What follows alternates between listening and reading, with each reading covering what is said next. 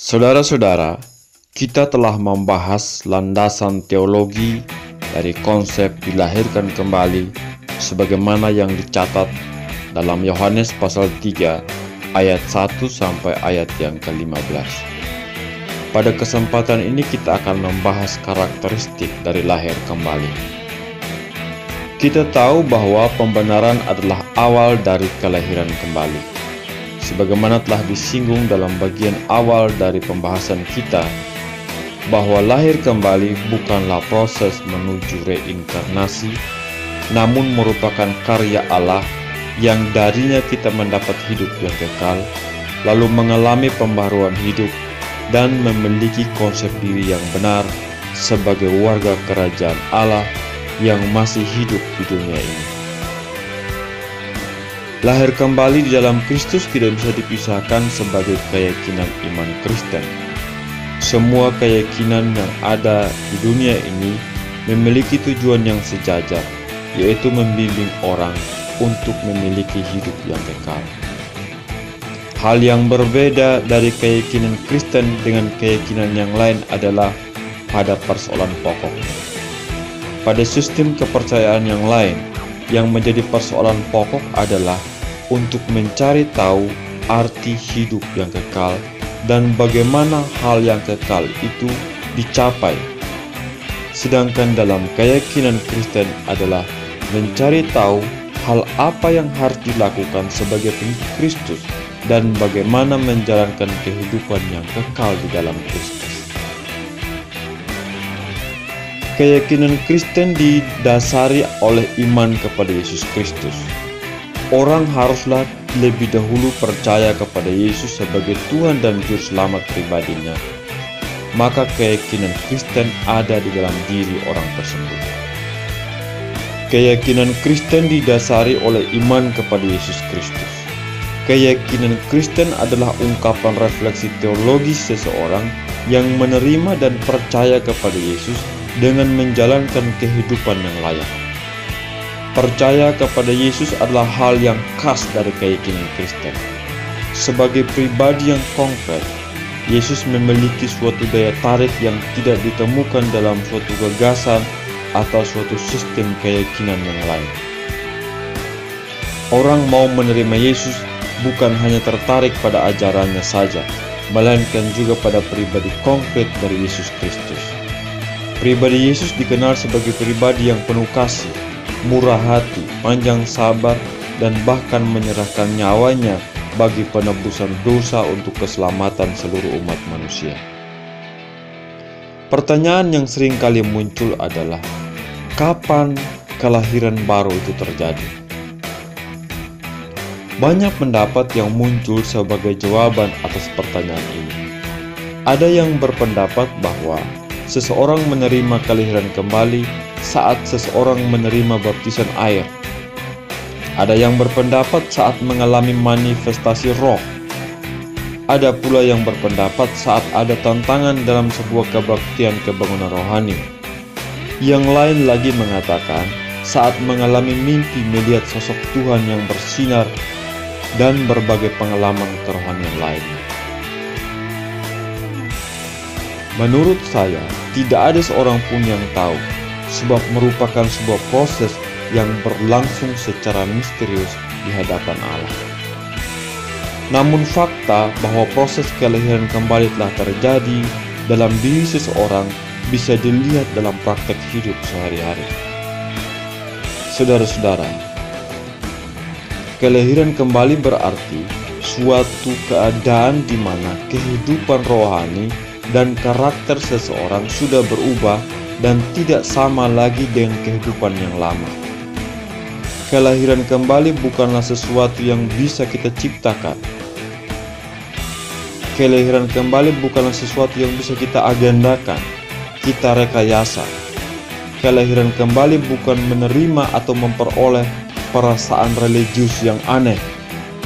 Kelahiran kembali bukanlah suatu proses reinkarnasi, bukan juga sejenis pengalaman atau kejadian mistik dalam suatu peristiwa tertentu. Namun kelahiran kembali adalah karya Allah yang nyata dan menetap dalam diri seseorang yang darinya kita menerima sifat yang baru dan kudus. Gambaran tentang lahir kembali bukan sebuah peralihan profesi dari misalnya seorang pengusaha menjadi seorang pendeta, dari seorang karyawan swasta atau pegawai negeri menjadi pekerja penuh waktu di gereja, atau orang masuk sekolah tinggi teologi. Lahir kembali adalah peralihan dari manusia berdosa menjadi manusia yang dibenarkan, dari manusia yang dikutuk menjadi manusia yang diberkati, dari manusia yang memiliki kelakuan iblis menjadi manusia berkarakter Kristus. Itulah inti dari lahir kembali di dalam Tuhan. Memiliki kehidupan yang baru berarti mengikuti tata cara, pola pikir, dan gaya hidup Yesus yang orientasinya bukan pada pemenuhan ambisi duniawi manusia, melainkan arah hidupnya digerakkan sebagai sarana pengabdian dan ibadahnya kepada Tuhan. Saudara-saudara, istilah kehidupan baru atau hidup baru bukanlah sebuah istilah yang asing bagi kita. Dalam Alkitab Perjanjian Baru, istilah ini disebutkan dengan kata kainos. Istilah kainos, hidup baru, ini menjelaskan mengenai keadaan baru yang terjadi dalam kehidupan pribadi seseorang yang mengalami perubahan secara kerohanian karena pekerjaan Allah melalui karya Roh Kudus. Artinya bahwa proses terjadi kelahiran baru ini bukan karena kita yang mendatangi Tuhan, tetapi Tuhanlah yang mendatangi kita. Tuhan yang berinisiatif memanggil kita. Tuhan yang berinisiatif memilih kita. Dialah aktor utama dan penggerak dari kepercayaan kita. Kata Yunaninya adalah anagenesis, yang diterjemahkan melahirkan, yang berarti melahirkan kembali atau menyebabkan dilahirkan kembali.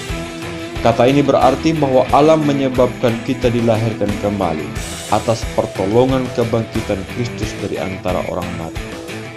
Kata yang digunakan di sini dalam ayat 23 berarti melahirkan secara rohani untuk kehidupan rohani yang baru.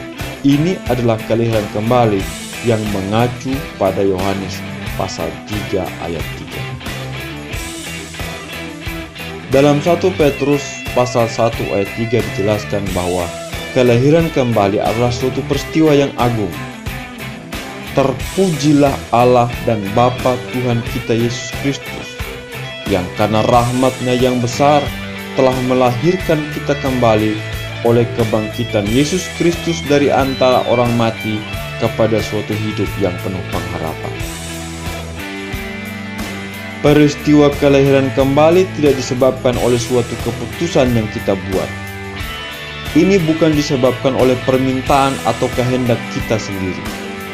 Kelahiran kembali adalah kehendak Allah melalui kebangkitan Kristus dari antara orang mati dan menaruh kuasa kebangkitan itu pada setiap orang percaya.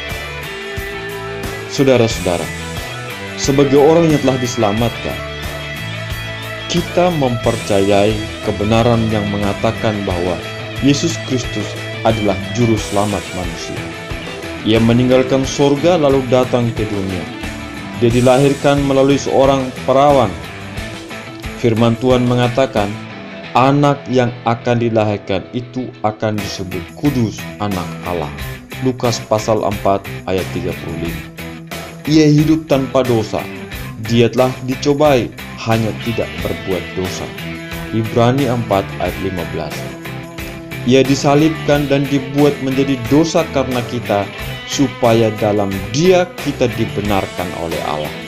2 Korintus 5 ayat 21. Ada beberapa langkah yang tidak dapat dipisahkan satu dengan yang lain dalam kaitannya dengan proses kelahiran kembali.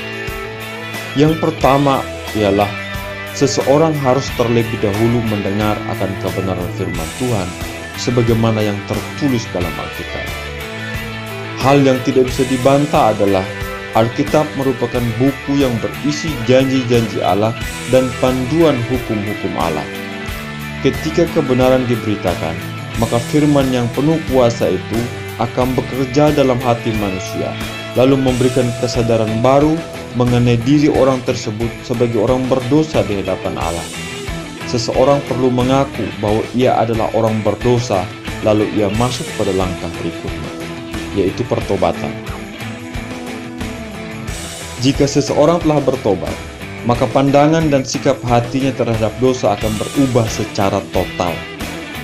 Tuhan Yesus menghendaki supaya semua orang bertobat. Markus pasal 1 ayat 15. Dalam perjanjian lama, kisah pertobatan yang sangat dramatis dikisahkan dalam 2 Samuel tentang Raja Daud yang jatuh dalam dosa perzinahan. Kemudian Allah mengutus Nabi Nathan untuk menunjukkan kesalahannya. Setelah sadar akan perbuatan jahatnya, Daud kemudian bertobat dan mengakui segala perbuatannya kepada Allah. Ketulusan pertobatannya ditulis dalam Mazmur 51. Ketiga adalah beriman kepada Yesus Kristus. Beriman kepada Yesus Kristus erat kaitannya dengan pertobatan. Beriman kepada Kristus berarti menyerahkan segalanya kepada Yesus Kristus, menyandarkan hidup, menyandarkan diri dan masa depannya kepada Yesus Kristus. Saudara-saudara, oleh karena iman adalah wujud dari kelahiran kembali, maka di dalam iman itu terdapat unsur ketaatan, karena iman adalah kepada firman Tuhan sebagai berita keselamatan. Manusia yang lahir kembali akan memiliki cara hidup yang baru, yang terus-menerus diperbaharui untuk memperoleh pengetahuan yang benar menurut gambar Khaliknya. Dari sini jelas bahwa hidup yang baru itu bukanlah hidup yang telah selesai, melainkan hidup yang masih terus-menerus bertumbuh, yang masih terus-menerus diperbaharui sampai orang memperoleh pengetahuan yang benar menurut gambar Khaliknya. Menurut Rasul Paulus, manusia yang telah dilahirkan kembali akan menampakkan sikap hidup dalam kasih, murah hati, mau merendahkan hati, dan berlaku lemah lembut. Kolose pasal 3 ayat 12 sampai ayat yang ke-16. Oleh karena itu dapat dikatakan bahwa manusia yang telah lahir kembali mengalami proses pembaharuan setiap saat. Orang yang telah dilahirkan kembali memiliki kecenderungan hidup dalam kebenaran. Ia selalu berusaha menambahkan pengetahuannya akan kehendak Allah dan berusaha hidup berkenan di hadapan Allah. Saudara-saudara, orang yang dilahirkan kembali memiliki sifat hidup baru. Sifat dari hidup baru adalah hidup kekal. Yohanes pasal 3 ayat 16 mengatakan, setiap orang yang percaya kepadanya tidak binasa, melainkan beroleh hidup yang kekal. Hidup yang kekal berarti hidup yang abadi, berlangsung terus-menerus. Memang setiap orang akan meninggal, mati secara jasmani. Itu adalah akibat dosa, sebagaimana disebut dalam Roma pasal 6 ayat 2. Sebab upah dosa ialah maut, tetapi karunia Allah ialah hidup yang kekal di dalam Kristus Yesus Tuhan kita. Tetapi secara rohani, orang Kristen tidak akan mati. Artinya, sekalipun orang Kristen masih hidup di dunia ini, sebenarnya ia telah hidup di dalam kekekalan di hadapan Allah. Pada saat orang percaya kepada Kristus dan menerima Dia menjadi juru selamat pribadinya, ia terlepas dari kematian rohani dan ia memasuki kehidupan rohani. Efesus 2 ayat 3. Kehidupan inilah yang bersifat kekal. Saudara-saudara, dengan demikian sekarang menjadi jelas bagi kita bahwa kelahiran kembali adalah proses menanggalkan manusia lama yang menemui kebinasaannya oleh nafsunya yang menyesatkan, lalu mengenakan manusia baru yang telah diciptakan menurut kehendak Allah. Yesus menginginkan kita menjadi manusia baru, manusia yang hidup di dalam Dia, dan manusia yang dibaharui di dalam roh dan pikiran. Efesus pasal 4 ayat 17-18 berkata, sebab itu kukatakan dan kutegaskan, jangan hidup lagi sama seperti orang yang tidak mengenal Allah, dengan pikirannya yang sia-sia dan pengertiannya yang gelap, jauh dari hidup persekutuan dengan Allah karena kebodohan yang ada di dalam mereka dan karena kedegilan hati mereka. Saudara-saudara, pada bagian selanjutnya kita akan membahas soal keselamatan di dalam Kristus. Tuhan memberkati kita. Amin.